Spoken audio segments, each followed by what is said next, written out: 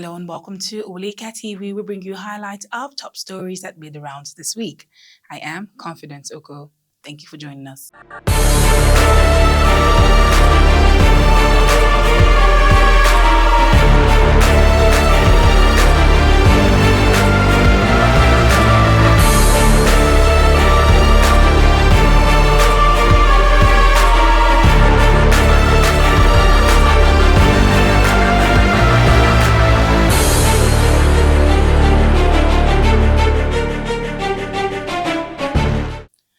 According to a forensic examination, the content of the 2017 viral video of Abdullahi Umar Ganduje, the former governor of Kano State, purportedly accepting bundles of dollar bills as bribe from a contractor and putting them in his flowing garment known as agbada, was real and not doctored. The authenticity of the films had been confirmed according to Muhuyi Ribigando, the chairman of the Kano State Public Complaints and Anti-Corruption Commission, who made this announcement on Wednesday during a one-day public dialogue on anti-corruption crusade in Kano. Since the video's release, Ribigando claimed that he has come under pressure from all sides to establish the governor's guilt or innocence. He continued by saying that because the former governor was immune from persecution, it had been hard to establish Ganduje's guilt or innocence since the committee started looking into the claims in 2018. Still on Ganduje and the viral dollar video, the Kano State government has dropped its lawsuit against the Economic and Financial Crimes Commission in an effort to prevent it from continuing to invite, look into or question Abdullahi Ganduje, the previous governor of Kano State. Recall that Kano State government under the former governor through the Ministry of Justice had issued a fiat instrument to prevent EFCC from looking into the contentious dollar video. The notice of withdrawal of the suit filed before Federal High Court Kano was contained in a letter signed by the Kano Attorney General and Commissioner for Justice Haruna Issa Dederi, dated July 4, 2023, and addressed to Sanusi Musa SAN. Moving on, the Independent National Electoral Commission is not prepared to defend the February 25th presidential election it conducted, according to Mr. Levi Uzoku SAN, the lead attorney for Peter Obi, the Labour Party candidate in the 2023 presidential election. He said this at the Presidential Election Petition Court.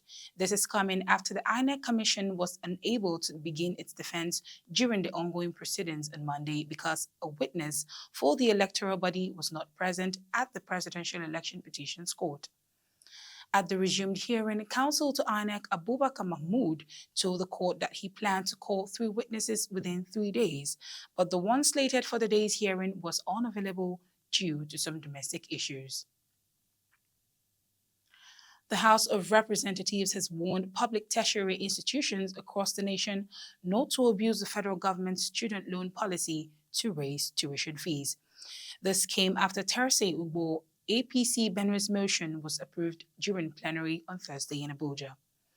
The House also decided to organize a legislative summit with all parties involved in the education industry on student loans and access to higher education. He claims that the usage of educational credit programs and student loans in the majority of countries throughout the world is frequently acceptable since it ensures that citizens from less affluent backgrounds have greater access to higher education. According to him, it was further based on the idea that education remained an investment in human capital, which would in turn foster personal progress, economic expansion, and national production. He stated that student loan bills' goal was to increase educational access in Nigeria, particularly for those with less. However, he claimed that there were clear obstacles that might prevent the Act's proper implementation. In order to ensure the smooth execution of the Act for the benefit of financially disadvantaged Nigerian students, he said it was urgently necessary to call a legislative conference with participation from all significant parties. Moving on now, the Kwara state government has revoked its recent order limiting civil servants' official working days to 3 days. The government workers will now resume working the initial 5 days. Remember that after the federal government removed the full subsidy on the 29th of May, Governor Abdulrazak Abdulrahman decreased working days to 3 on June 5, 2023, via a letter from the Office of the State Head of Service, Mrs. Susan Mudupe Oluwole. The House of Service, however, revoked the order on June 26 in a letter to the state MDA heads, allowing the federal government and organized labor to come up with plans for more effective interventions to lessen the impact of the subsidy elimination.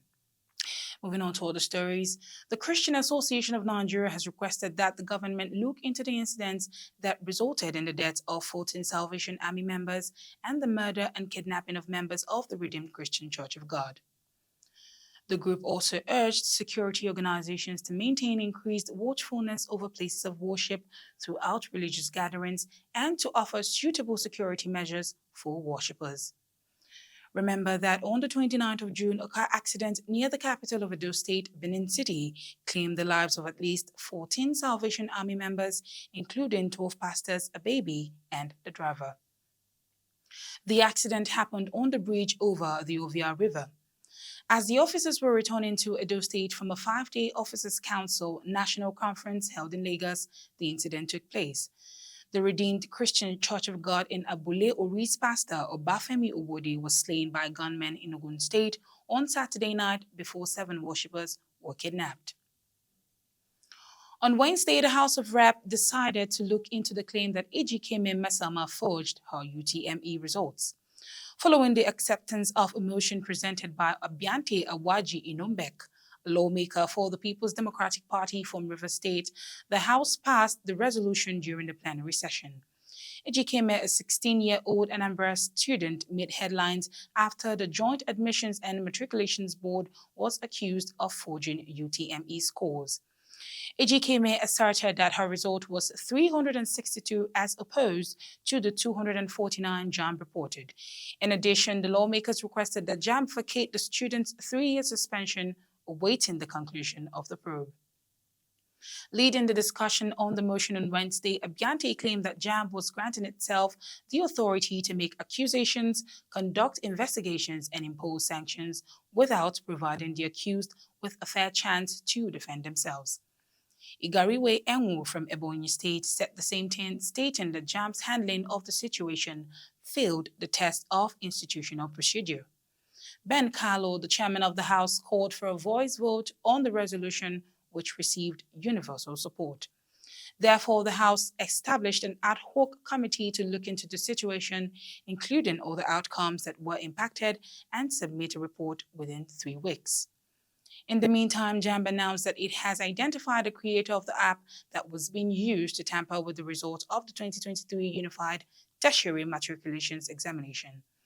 Fabian Benjamin, the board spokesperson, revealed this in an interview with The Punch. Benjamin further mentioned that the developer will no longer be eligible for admittance to the university where he is now enrolled. Concerning Ejikeme, Benjamin mentioned that the board has information against her and urged her family to act honorably by coming forward before it is too late. Mesama, in the meantime, acknowledged on Wednesday that she has received an automated text message from JAMB stating that her score was 249 in the examination. During an interview with Sunrise Daily on Channels Television, Mesama disclosed this. The candidate transmitted a number of communications to the board's automated telecom system, including the results showing an aggregate of 362 according to information previously provided by JAMB's spokesperson. Responding, Mesama said the only SMS she sent to JAMB was through its support system. And that's it on Oweleketv News. Please follow us on all our social media handles on Facebook, Twitter, and Instagram at Oweleketv. Our website is oweleke.tv. I am Confidence Oko. Thank you for watching.